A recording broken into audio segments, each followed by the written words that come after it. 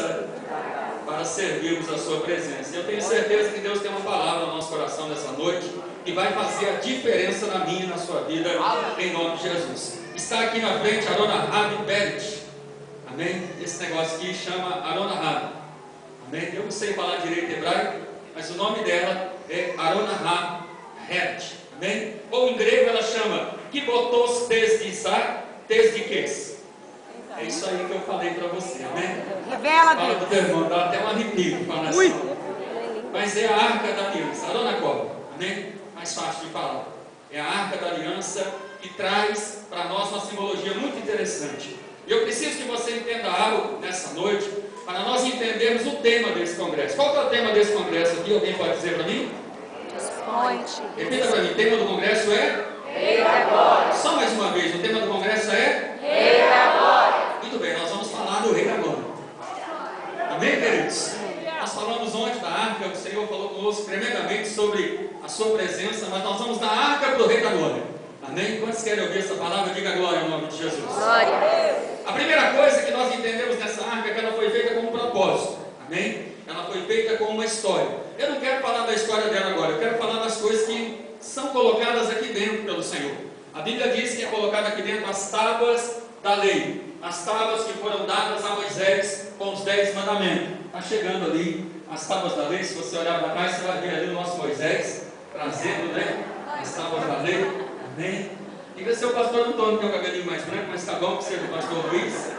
Amém? Essas tábuas foram dadas por Deus a Moisés, que representavam a lei e representavam os decretos, os direitos, os mandamentos e os preceitos do Senhor para o seu povo. O que o Senhor queria dizer com essas tábuas? O que Ele queria instruir com o povo com essas tábuas? Quando Ele deu essa direção e Ele deu essa orientação, Ele queria que o povo fizesse aquilo que Ele disse lá no Éden. Ele disse a Adão e a Eva: de tudo do jardim vocês podem comer, mas está na árvore do fruto do conhecimento e do bem e do mal não comerás. O que Ele estava querendo? Que o povo passasse fome? Não. Ele estava querendo que eles tivessem obediência. Diga assim comigo 3 vezes: obediência, Obediência. obediência, Obediência. obediência. Obediência. E é interessante que o Senhor falou lá atrás com o seu povo, dizendo assim, pastor Antônio, que nós deveríamos obedecer à lei, guardar os seus mandamentos. E Deuteronômio capítulo 28, o capítulo das bênçãos da igreja, ele diz que se nós dermos ouvidos, se meditarmos,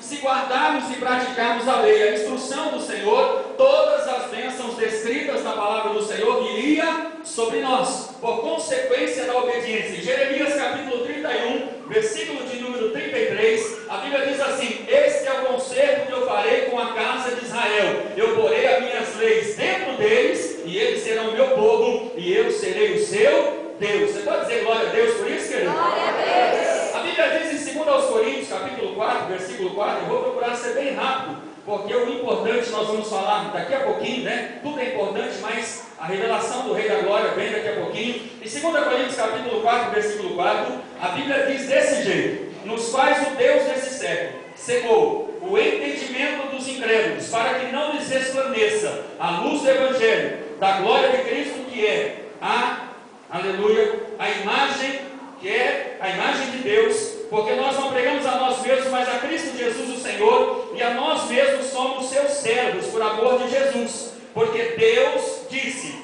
das trevas resplandeça a luz, e quem resplandeceu, aleluia, em nossos corações, para a iluminação do conhecimento da glória de Deus, na face de Jesus Cristo. Temos, porém, esse tesouro embaixo de barro, para que a excelência do poder seja de Deus, e não de nós. Olha para o teu irmão e fala assim: Deus quer, de toda maneira, que nós tenhamos a revelação da sua palavra no nosso coração, para que quando obedecermos, a glória de Deus venha sobre a sua igreja.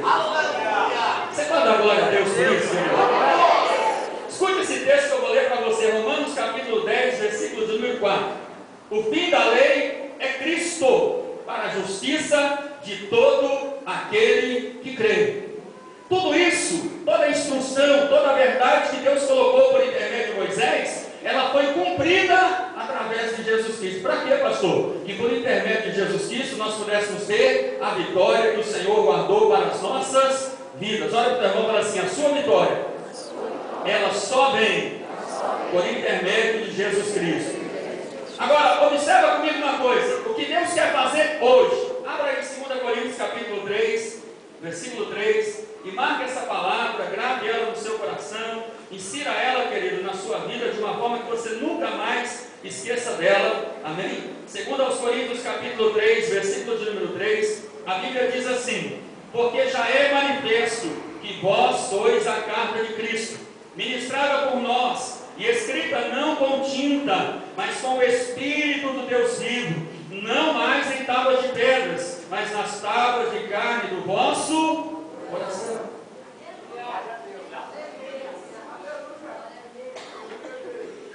Olha o teu irmão e diga assim: essas tábuas que foram inseridas na arca, elas são hoje o Espírito de Deus escrevendo a verdade no seu coração. Diga para ele assim: o Espírito de Deus escrevendo a verdade no seu coração. Você pode dizer glória a Deus por isso? A Bíblia diz que Moisés colocou as tábuas dentro da arca. Fala aqui para mim, pastor Luiz, por favor. Fala para o irmão assim: se você não guardar a verdade, nós não temos a bênção de Deus. Segunda coisa, a Bíblia diz que foi posta aí dentro. Fala um pouquinho mais de retorno para mim, Mateus. A Bíblia diz que foi posto aí dentro a vara de Arão. O todo irmão fala assim: vara de Arão. Que se varão ali, irmãos. Jesus, viu um Arão aí, que bênção. Fala para cara de Arão, meu Deus. Dá glória a Deus pelo Arão do menino. Amém? A vara de Arão simbolizava o sacerdócio. Amém? A escolha sacerdotal. Amém? Todos se lembram, eu não quero gastar tempo com isso, que essa vara, ela foi escolhida para estar junto com outras 11 varas, representando outras tribos, e colocadas diante do arca do Senhor, diante do testemunho, diante do tabernáculo e da presença de Deus. E a Bíblia diz que o Senhor fez com que a árvore de Arão, de um dia para o outro, numa terra seca e desértica, florescesse. Amém? Então essa vara tem um simbolismo importante para a nossa vida. Primeiro, ela representa a escolha de Deus. Olha para o irmão e fala assim: não foi você que escolheu servir a Jesus, foi Jesus que escolheu você. A escolha é soberana. Meu irmão, vou dizer uma coisa: eu estou tremendo aqui em cima. Faz muito tempo que eu não tremo do jeito que eu estou tremendo aqui em cima. Eu sinto a presença de Deus, como muitas vezes a gente não percebe nesse lugar. Você pode dar glória a Deus se você quiser. Essa vara simboliza para nós a escolha. Nós estamos aqui porque Deus assim o quis e nos escolheu. João 15,16, a Bíblia diz que não fomos nós quem escolhemos, mas foi o Senhor quem nos escolheu. Outra coisa que eu entendo com essa vara, ela nos dá frutificação, porque o Senhor fez com que ela frutificasse. E frutos para nós representa capacitação. Ah, você podia ter dado glória a Deus, porque a Bíblia diz que aquele que escolhe também capacita. Efésios capítulo 4, versículo 11, eu vou ler com muita alegria essa palavra, porque essa palavra se cumpre na minha vida. A Bíblia diz assim, querido: esse mesmo, o Senhor, deu uns para apóstolos, outros para profetas, outros para evangelistas, e outros para pastores, outros para doutores, querendo o aperfeiçoamento dos santos para a obra do ministério, para a edificação do corpo de Cristo. Sabe o que ele está dizendo? Foi o Senhor quem decidiu organizar a igreja dessa maneira, colocar cada um no seu lugar, capacitar para que eu e você cresçamos e chegamos naquilo que Deus pensa de mim e de você. Olha para o teu irmão e fala assim: a vara simboliza que o teu crescimento vai acontecer, querido, em nome de Jesus. Outra coisa que essa vara simboliza como sacerdócio é a intercessão. Porque a Bíblia diz que um dos ministérios do sacerdote, está lá em Hebreus capítulo 5, versículo 1, é que o homem de Deus escolhido, o intercessor, aquele que tinha autoridade como sacerdote, ele fazia com que as coisas dos homens eram ministradas a Deus e depois recebia as coisas de Deus para ministrar aos homens. Ele tinha um canal de ligação, ele tinha uma força de ligação entre os homens e Deus. E a Bíblia diz, querido, que nós somos hoje aqueles que apresentam a Deus o mundo, porque nós somos a luz do mundo. Aleluia. Nós somos o sal da terra. A a minha oração, a sua oração, leva alguém diante de Deus e provoca em Deus uma reação para abençoar essa pessoa. Esse é o ministério sacerdotal que foi dado à igreja. Olha para o irmão e fala assim: você é rei e sacerdote. Se você tem essa autoridade, dá glória a Deus aí. Em Atos capítulo 12, versículo 5, a Bíblia diz que Pedro estava preso e a igreja orava ao Senhor. O que Deus fez? Deus enviou um anjo, foi na cadeia, abriu as portas, livrou a Pedro e o nome do Senhor foi glorificado por causa da oração da igreja. Olha para o teu irmão e fala assim: o teu ministério sacerdotal está vivo pelo poder do nome de Jesus. Terceira coisa que eu aprendo com ele, essa é muito boa, querido. Esse ministério sacerdotal, ele é revestido pelos dons. Amém? Porque quem capacita o sacerdócio, a minha e a sua intercessão, a minha e a sua atitude, é o Espírito do Senhor que está sobre nós. E ele vem na nossa vida como, quem se lembra? Com poder.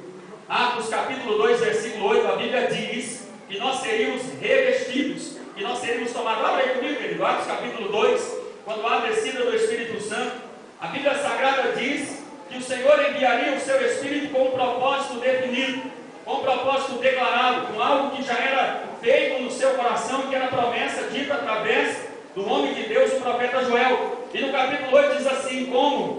Pois os ouvimos, cada um, na nossa própria língua em que somos nascidos, partos, medos, elamitas, os que habitam na Mesopotâmia, Judéia, Capadócia, Ponto, Ásia, Frígia, Panfilha, Egito, partes da Líbia. A Bíblia diz que eles começaram a ouvir esses homens falando de todas as línguas que haviam ali. Por quê? Porque cumpriu-se o Pentecostes, e aquilo que Deus diz no livro de Atos, que eles seriam revestidos pela virtude do Espírito Santo, e eles seriam testemunhas do Senhor em todos os lugares. Sabe o que eu quero dizer com isso? Se a vara de Arão, o sacerdócio de Cristo, a presença do Senhor estiver confirmada como ministério para você, como sacerdócio verdadeiro que você tem, pode esperar, meu irmão, que o poder do Espírito Santo vai vir sobre a tua vida e vai te revestir com dons e capacitação, em nome de Jesus. Você pode dizer glória a Deus por isso? Vamos colocar então a vara dentro da arca. Aleluia, Deus. Aleluia. Diga para o teu irmão: tábuas da lei, obediência, varas de Arão, sacerdócio. Tinha uma terceira coisa que era dentro da arca. O que era? Um vaso de ouro com maná dentro. Está vindo um vaso aí, ó. 2 vasos. Um vaso segurando o vaso. Oh, glória! Amém? Agora, eu preciso que você entenda que o maná, ele não era algo feito, criado, gerado de coisas da terra. A Bíblia diz que o Senhor dá aos seus filhos a fome, permite que eles fiquem sem comida, e depois deles ficarem sem comida, eles começam a clamar ao Senhor, e quando eles clamam ao Senhor, o Senhor envia do céu. Todo mundo irmão fala assim: ouça essa palavra, é do céu. Ele não fez das nuvens, ele não fez uma junção das moléculas da água, as moléculas do oxigênio, ele não fez algo não existente, de algo existente, ele fez com que viesse algo que nunca fosse visto. Pastilhas, pequenas gomas, pastilhas pequenininhas, como se fossem comprimidos pequenos, com gosto de bolo de mel. O turno do irmão fala assim: sabor do céu, rima com bolo de mel. Por isso que a tua vitória vai ter sabor de mel em nome de Jesus. Aleluia. Você pode dar glória a Deus, querido? Glória a Deus. Então eu entendo, querido, que essa situação de ter algo que veio do céu, quem é que veio do céu para nos alimentar, querido? Quem é o pão vivo que desceu do céu? Olha para o irmão, fala: Jesus, querido. Jesus. João gasta 2 capítulos só para falar disso. Jesus prega com tanta veemência sobre o pão que desceu do céu, sobre a sua carne, sobre a sua vida, que as pessoas se assustam e correm. O que significa, pastor? É o próprio Jesus? Não. O teu irmão fala: não. O maná é presença. O maná é coisa do céu na tua vida. Aleluia. O maná é saber que você tem do céu algo dentro de você que te liga com ele. Fala para o teu irmão assim: preste atenção agora. Todo dia Deus olha para você e diz assim: não temas, eu sou contigo. Sabe o que é isso? Levanta a mão, eu quero profetizar sobre a tua vida. Isso é presença de Deus. E Isso vai ser real na tua vida a partir de hoje. Todos os dias, querido, você vai sentir a virtude, a excelência e o poder de Deus te dizendo: não tenha medo, eu, Senhor, sou contigo para te dar a sua vitória.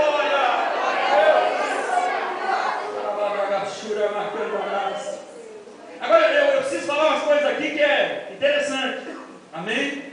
Quando o vaso dele tinha um nome, quando o maná dele, ele tinha um nome. Sabe qual era o nome? O que é isso? Porque não se conhecia algo igual. Então quando a Bíblia fala do maná, ele fala: o que é isso? Olha, perguntando assim: é assim que a sua vida vai ser. As pessoas vão perguntar para você: o que é isso que está acontecendo com você?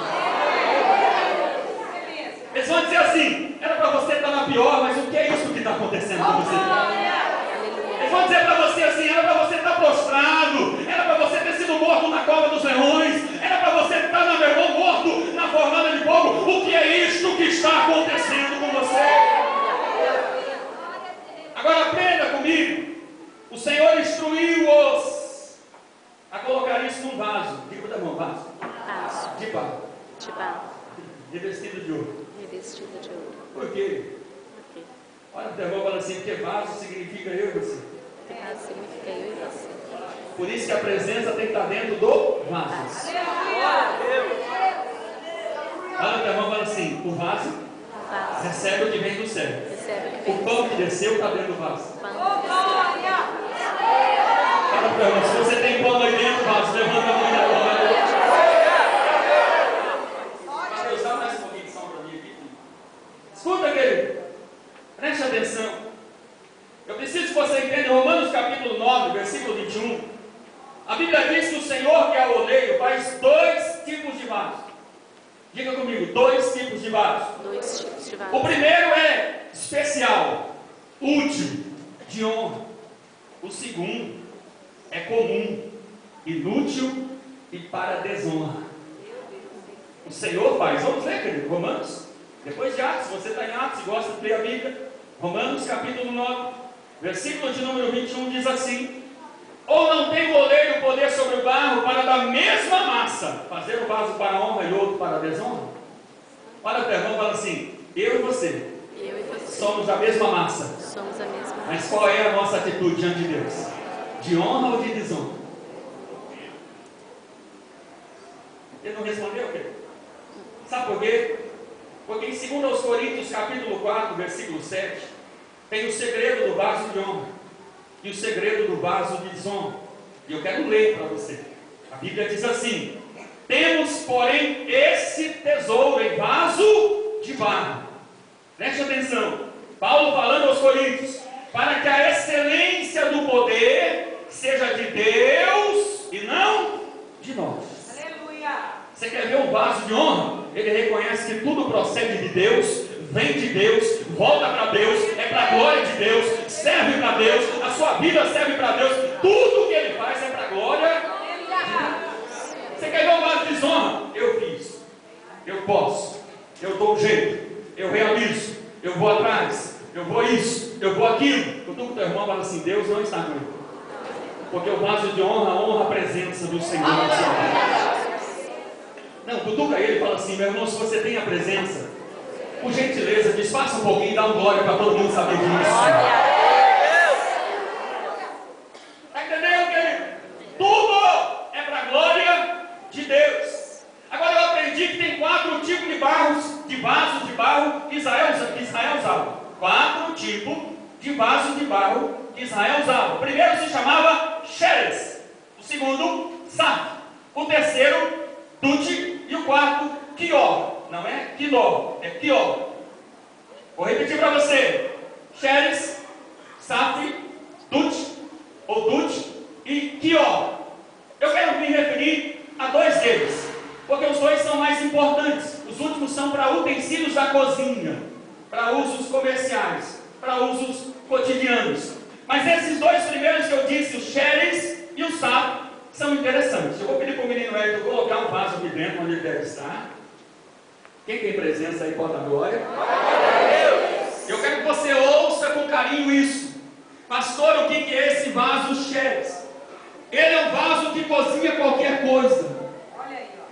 Você pode pôr feijão cozinho, carne dura, cozinha. Você pode pôr carne seca, cozinha. Você pode pôr mocotó que cozinha. Você vai falando aí, irmão. Você pode pôr feijoada que cozinha. Meu Deus! Oh, meu Deus, você está frio. Vai falando benção aí, meu irmão. Você pode colocar o que você quiser dentro que cozinha. Só que só cozinha um pouco lento. Eita! Esse vaso não é para fogo rápido e para passar o tempo. Ele fica no fogo direto. Santo! Você põe hoje para tirar de amanhã. Ele não queima, não estraga, não perde nada. Ele fica o dia todo no fogo e não se quebra. Olha aí, ó.